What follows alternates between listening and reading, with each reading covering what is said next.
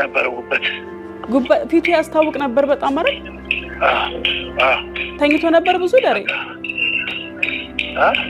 አንዳንድ የሚደበቁ ነገሮች አሉ ሀዘንም ደስታ ላንቺ አልነግርሽም በሚዲያ የቆየ ሰው ነሽ ሚዲያ ነሽ የሚዲያ ሴት ነሽ ምናምን እና ላንቺ እኔ ላስተምርሽ አልችልም ግን ብዙ ጊዜ የቤትሽንም ግጭት የባለቤትሽንም ግጭት የራስሽንም ላይፍ የልጆች እንዳለ እያንዳንዱ ነገር ሚዲያ ላይ እኛ ለእንደዚህ አይነት ነገር ገና ነን ሲቀጥል ደግሞ የራሳችን የሆኑ ሚስጥሮች አሉ ስንደነግጥ የምናሳየው ካራክተር አለ ሳንደነግጥ የምናሳየው ካራክተር አለ እያለቀስን ጭራሽ የሰውን ሪካርድ እንዴት ነው ሞተ ዘገቡት እኮ እነ ብሩክ ኒውስ እነ ምናምን ኒውሶች ዘገቡት እኮ እንደ አንድ ሴሌብሪቲ እንደ አንድ ዝነኛ ሰው ግን ሀዘን ሲሆን እርግጠኛ ነኝ ከህዝቡ የበለጠ ደግሞ እኛ እንደ አድናቂው ነው የምንመለከተው እናንተ ደግሞ እንደ ጓደኛ ናችሁ ስለዚህ እንደ ጓደኛ ሲሆን ደግሞ የሚሰማችሁ ነገር አለ ዘላችሁ ካሜራችሁን አስተካክላችሁ ቀረጻ ላይ ነበርኩኝ ቀረጻውን አቁሜ ነው ወደ ሚዲያ የመጣሁት እንዴት ነው ሞተ እንዴት ነው አቤት ጓደኝነት አይበልጥም አቤት ትላንትና ታሞ የነበረ ጊዜ እንዴት ነህ ደህና ነህ ወይ ወንድሜ ምን ያስፈልጋል ምን ተፈጠረ ምናምን ተብሎ ሳይጠየቅ ዛሬ ሲሞት ሞተ እኮ ብላችሁ ሚዲያ ማጨናነቅ ወሬ ናተዋየ ከነሱ ጋር አያደርገው ምክንያቱም ባለፈውም ዲያቆን ፈለገ ብዙ እውነት ለመናገር ብዙ አይደለም በደንብ ያወቀው አልመሰለኝም እንጂ የበቁ የኦርቶዶክስ ወንድምናቶች ቢመጡና ቢወያዩ በፍቅር ምንም ችግር የለው በቁጣ በጩኸት ኦርቶዶክስ ላይ ስለተፎከረ ብቻ የሚመጣ ለውጥ የለም መጥቶ ያውራ አሁንም ይሄው ጥሪ አድርጓል ሰምታችኋል ጥሪ አድርጓል ስለ ጥምቀት ስለ መሰዊያው ናና እንወያይ እኔ ጥሪ አድርጌያለሁ ብሏል እሱ ጥሪ ሲደረግለት ለምን አይመጣም ኖ አይ መሳደብ ካለ ይሳደብ እሱ እኔ በአግባቡ ቪዲዮ ሲደርሰኝ ሰምቼ እኔ መልስ እሰጣለሁ ስለሱ አትጨነቁ ስለሱ አታስቡ እኔን ከሰደበኝ እኔ በደንብ በመረጃ እቀበልና የሚሰድበኝ አይመስለኝም ከሰደበኝ ግን መረጃ አይቼ እንጂ ኮመንት አይቼ አልሳደብም ስለዚህ በደንብ አድርጋችሁ እናንተ ጥሪ ዘማርያም አድርጓል ናትናኤል ወንድማችን አድርጓል ናቲ አድርጓል ይቅርታ ሌላም የምታረጉ ካላችሁ ይሄው አለ ይደርሷል ይሄ ቪዲዮ ሲደርሰው እንዲነጋገሩ መደረግ አለበት እንጂ ኤርሚያስ ሰደበ ብዬ እኔ አልሳደብም ለምን እኔ ጥሩ ወዳጄ ነው ምንም አልተጣላንም ጥሎ ነው ሄደው እንጂ አልተሳደበም የሚሳደብም አይመስለኝም ስለዚህ ሰው ባታነካኩ ደስ ይለኛል ቀጥሉ መጨረሻ የምትለው ካለና ወደ ባሩክ መሄድ እንችላለን አይ ነው በቃ ሁላችሁንም አመሰግናለሁ ከስራ ያላችሁ ኤኒ ታይም አለው ወንድሞችም ይሄው ባሩክም አለው ሁላችንም አለን ኤኒዌይስ ልክ ብለውይ ዝግጁ ሲሆን ዮኒ ፕሮሚስ ሚ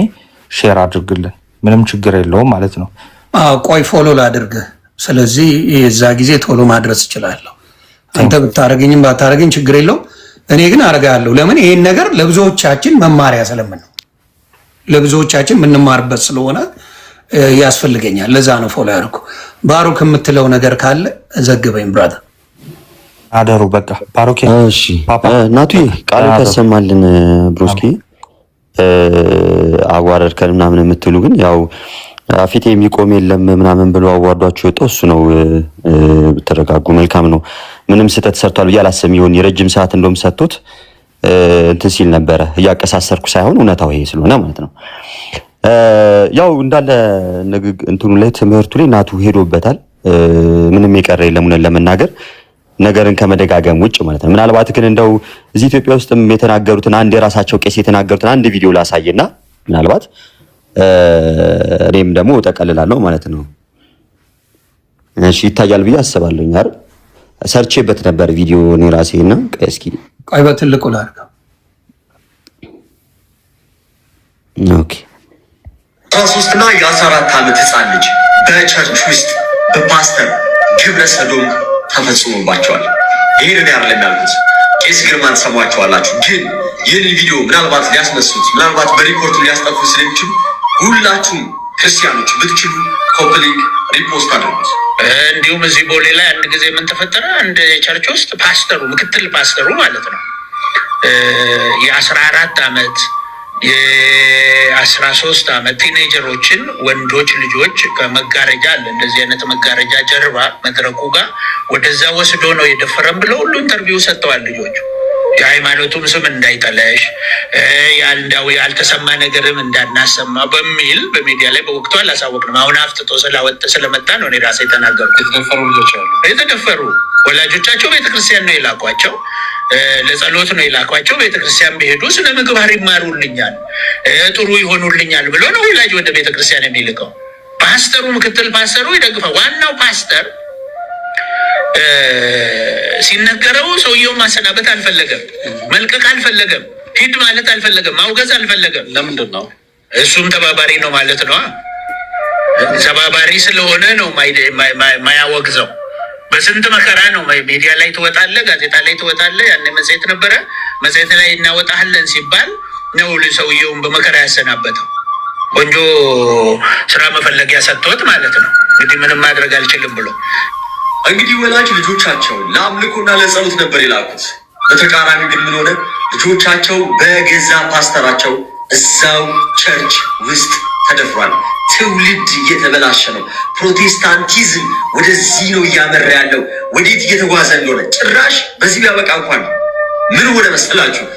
በእግዚአብሔር የማያምን አንድ ፓስተር ተብሎ ማለት ነው እንግዲህ በእግዚአብሔር የማያምን ግን መጋቢ ተብሎ ምን ያደርጋል? ቸርች ውስጥ ያገለግላል። እኔ ይህንን አላልኩኝም። ስሙት። እነዚህ ሰዎች ቀየስ ምሳ ስንበላ ምንድን ነው ያለኝ? በጣም ሁሌ የሚከነክነኝ ነገር አለ፣ ሁሌ የሚቆጨኝ ነገር አለ እና እሱን እንድታስረዳኝ ነው አለ። ምንድን ነው አልኩት። እኔ ያ ወጣት ነኝ፣ ምናልባት ያኔ 26 28 ዓመት ወጣት ሆናለሁ እና ምንድን ነው አልኩት። ከመሰረተ ክርስቶስ ሜኖናይትስ የሚባሉ አሉ፣ ኢትዮጵያ ውስጥ መሰረተ ክርስቶስ ይባላል። ከዛ አንድ ሴት መጣችና መሰረተ ክርስቶሶች በአዋቂ ጥምቀት ነው የሚያምኑት። ሉተራኖች ማለት እዛ ሀገር ያሉ ሜኖናይትም በአዋቂ ጥምቀት ያምናል። እዛ ሀገር ያለው ሉተራን ማለት ደግሞ ህጻናትን ነው የሚያጠምቀው። እና ልጄን አጥምቅልኝ ብላ ከሜኖናይት ቸርች መጣች። ስለዚህ ልጇን ወስጄ አጠመቅኩ። ይሄ ነገር ስተሰርቼ ይሆን እንዴ ብሎ ጠየቀኝ። አንተ ሉተራን ቄስ አይደለህም ወይ? ሉተራኖች በዚህ አይደለም ወይ የሚያምኑት? ምን ስተሰራ ታዲያ? ስራህን እኮ ነው የሰራው። አታምንም እንዴ አንተ በህፃናት ጥምቀት አለ? አይ እኔ እኮ አላምንም አለ። ቄሱ ነው የሚለኝ። እንዴ ለምን አተብ ገርሞኝ ማለት ነው። ታዲያ ምንድን ነው የምታምነው አልኩት። አይ እኔ እኮ በእግዚአብሔርም አላምንም አለ። አሲስት ነው ማለት ነው? አዎ የትስት ነው። እንዴት ቄስ ሆንክ አልኩት። አይ እኔ እኮ ፕሮፌሽናል ነኝ። ፕሮፌሽናል ፓስተር አለ። ምን ማለት ነው ፕሮፌሽናል? ፕሮፌሽናል ማለት ከዩኒቨርሲቲ ተመርቄ ያለው ሙያዬ ነው። በዛ ነው ያጠናሁት። ባጠናሁት መሰረት ማስታወቂያ ሲመጣ መጥቼ ተቀጠርኩ እና ሊተርጂውን አካሄዳለሁ። በተጻፈው መሰረት ነው የማደርገው። ስለማምንበት ሳይሆን የተቋሙ ስርዓት ስለሆነ ነው አለ። ስለዚህ እዛ ያሉት እንደዚህ አይነት ናቸው። ቸርች ኦፍ ሴድ ማለት የበለ እንትን የመንግስት ከመሆኗ አልፋ ማንኛውም ሰው እስላምም ሆነ አንተ ፕሮፌሽናል ነኝ ካልክ ሳታምን ሄደህ እምነት እስልምና ሆኖ ያኛው የቴስት ሆኖ ነው እዛ ይሰራው። እስልምና እምነት ተከታይ ሆነ ሄደህ እዛ ቄስ መሆን ትችላለህ ማለት ነው። ኦርዲን ትደረጋለህ፣ ፈተናውን ትመልሳለህ። ዶግማ ቀኖና ምናምን የሚባል ነገር የለም ማለት ነው። ዶግማ በራስህ አታምንም፣ በወረቀት ላይ ነው የምትመልሰው። ወረቀቱ ላይ መልስ ከሰጣቸው እንደ ኦፊሻሊ ትከተላለህ ማለት ነው። እንግዲህ ሰምታችኋል። ሃይማኖት ባይኖረው ሙስሊምም ቢሆን ኤቲስትም ሆኖ ግን ከዩኒቨርሲቲ ተመርቆ ስለወጣ ብቻ ያው ፕሮፌሽኑ ነው፣ ተመርቆ ነው የወጣው፣ ስራው ነው፣ የስራ ዘርፉ ስለሆነ ብቻ ምን ያደርጋል? በእግዚአብሔር ሳያምን እንግዲህ ምናልባት ሙስሊምም ይብን ቢሆን በእግዚአብሔር ሳያምን ምን ያደርጋል? አምልኮ ይፈጽማል። ከዛስ እዛ ደግሞ እጅ እየጫነ ይጸልያል ማለት ነው። ፕሮቴስታንቲዝም ማለት ይሄ ነው። ስለዚህ ልጣራ ባለን ወደ እውነተኛው ጌታ ወደ መሰረታት ቤተክርስቲያን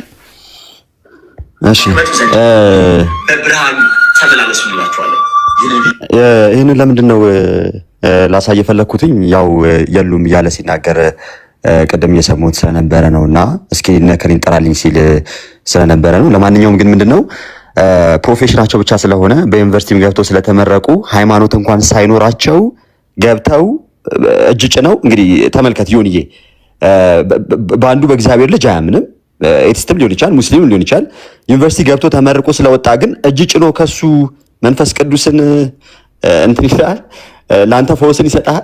እና በየቸርቹ ያሉት እነዚህ ብዙዎቹ ቸርቾች ውስጥ ያሉት እነዚህ ልምምዶች የሐሰት የሆኑ ልሳኖች ምናምን ነገር ከምን የመነጩ እንደሆኑ በዚህ ግልጽ ማሳያ ናቸው። ከኛ አይደለም ያው ፈጥረን አይደለም ይጥላቻ አይደለም የተናገርነው የራሳቸው ቄስ አሁንም ቄስ ሆኖ የሚያገለግሉ ከራሳቸው ያሳየነው ነውና ብዙ ነገሩ ተነጋግሯል። ደግሞ ስለ አኬም የተናገረው ነገር ነበርና ስለ አኬ ሲያወሩ ታቦትን ተቀብሎት ነበር ዲቤቱን በነገራችን ላይ እና ምንድን